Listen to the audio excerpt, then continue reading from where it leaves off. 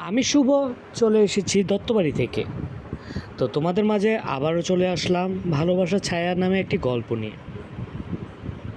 তো শুরু করি আমরা। একদিন ছোট্ট রাহুল তার বাবাকে জিজ্ঞাসা করলো, বাবা, তুমি আমাকে এত ভালোবাসো কেন? বাবা মুচকি এসে বলল, যেদিন তুমি এই পৃথিবীতে এসেছিলে তোমার প্রথম কান্নায় আমার হৃদয় কেঁপে উঠেছিল। তখন থেকেই তোমার জন্য আমার নিজের জীবনটাকে উৎসর্গ করে রাজি হয়েছি। রাহুল ভাবল, আমি তো শুধু ছোট্ট একটি ছেলে, আমার জন্য এত কিছু বাবা। মা তখন চুপচাপ পাশে বসে শুনছে আর মৃদু হাসছে। হেসে বলল, বাবা মায়ের ভালোবাসা হলো ছায়ার মতো। যখন রোদের তাপ বাড়ে তখন ছায়া আরও লম্বা হয়, তোমার আগলে রাখে।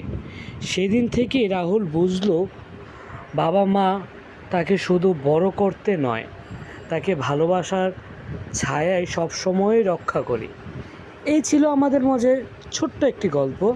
কেমন লাগলো দর্শক তোমাদের জানাবে কিন্তু।